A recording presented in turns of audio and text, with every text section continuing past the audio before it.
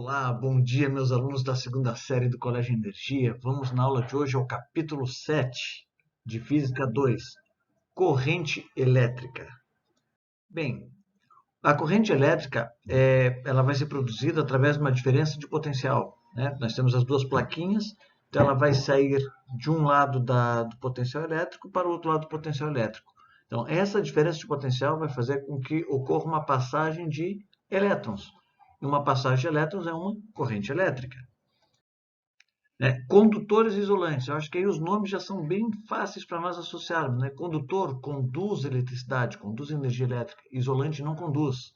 Mas por que o condutor conduz e o isolante não conduz, professor? Nós vimos em aula, já em revisão, que condutores elétricos possuem elétrons livres. São aqueles elétrons das últimas camadas, que quando excitados, passam de um corpo para o outro. Então, esses são os condutores.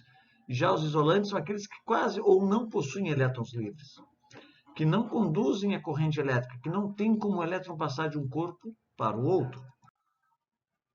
Aqui estamos mostrando exemplos de condutores elétricos, né? Uma pilha, metais.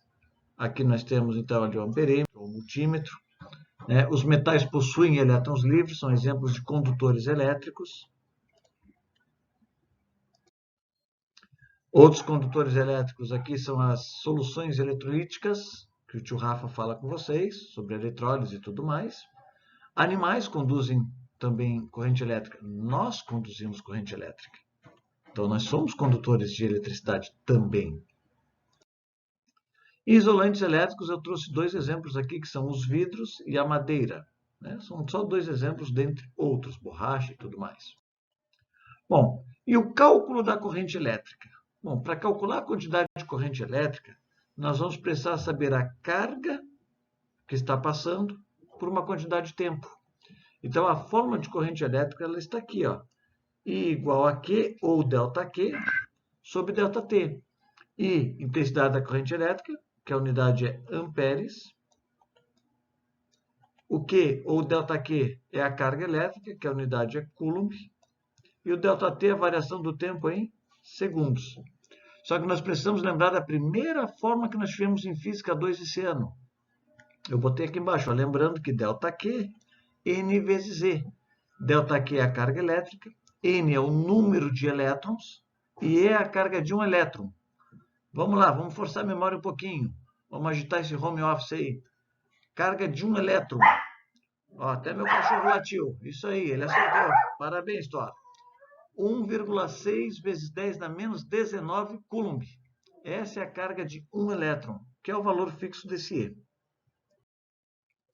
Primeiro exemplo aqui, uma aplicaçãozinha simples da fórmula.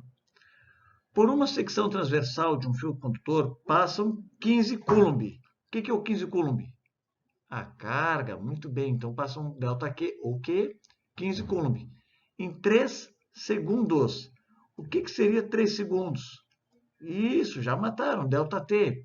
Calcula a intensidade da corrente no fio. Então, para calcular a corrente elétrica, nós vimos antes que é I igual a ΔQ sobre ΔT. O ΔQ vale 15, o ΔT vale 3. Logo, a corrente elétrica vale 5 amperes. Até aí, tranquilo? Pois nós vamos fazer as atividades da apostila. Quinta-feira nós temos plantão Tira Dúvidas. Por favor, compareçam. Tá? Compareçam. Essa terça, que foi hoje, estou gravando hoje, depois da aula da manhã, tivemos 2 presenças. Está fraco? Nós precisamos de você conosco. Vamos lá, vamos tirar as dúvidas. Segundo exemplo. Um aparelho elétrico admite intensidade de corrente máxima de 10 amperes. Então, esse é o maior valor de corrente elétrica que ele admite. Este será ligado a um fio condutor pelo qual está fluindo 40 coulombs em 2 segundos. Então, novamente, o ΔQ é 40, ΔT é 2, e ele admite uma corrente máxima de 10 amperes. Responda, se o aparelho elétrico for ligado nessas condições, o que ocorrerá com ele e por quê? Vai queimar, não vai queimar, vai funcionar? O que vai acontecer com ele? Então, eu botei uma explicaçãozinha aqui para vocês que devemos observar a intensidade máxima suportada pelo aparelho, que é de 10 amperes. Qualquer valor superior a esse vai fazer com que o aparelho queime. Então, nós vamos danificar o aparelho. Então, vamos ao cálculo. Ele disse que o ΔQ era de 40 coulombs em 2 segundos. E aqui está a nossa fórmula. I igual a ΔQ sobre ΔT. 40 sobre 2, 20 amperes. Bom, se a capacidade dele é para 10 amperes, a corrente elétrica, e está passando 20 amperes por ele, logo esse aparelho queimará. Concluímos que o aparelho foi ligado nessas condições, sofrerá um curto, né? Então ele vai acabar queimando. Tipos de correntes. Bom, aqui nós temos a corrente elétrica contínua e alternada. O que é corrente elétrica contínua? Bom, que ela vai ter sempre o mesmo sentido, vai ter um sentido único, tá?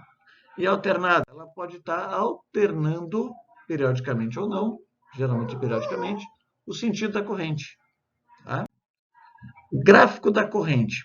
Quando nós tivermos um gráfico corrente elétrica por amperes e tempo em segundos, a área dessa figura vai nos dar o ΔQ. Então, o ΔQ vai ser a área do gráfico. Nesse caso, é um triângulo. Base vezes altura sobre 2. Pode ser um retângulo, pode ser um trapézio. Então, nós precisamos ter essa noção de formulário de área de figura geométrica da matemática.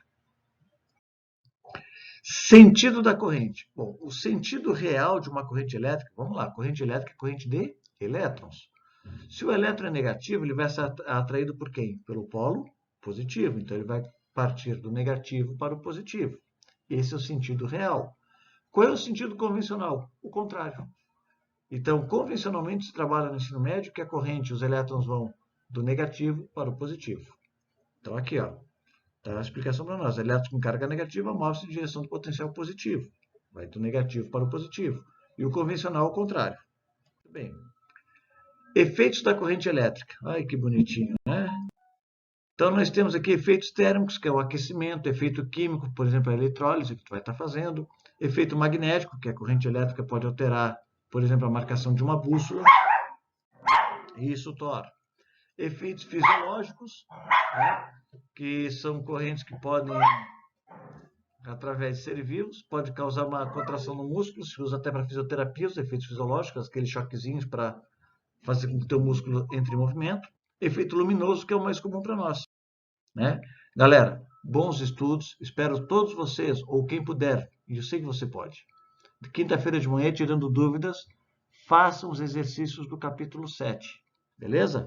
Física 2, capítulo 7, um beijo no coração de vocês e até quinta. Valeu!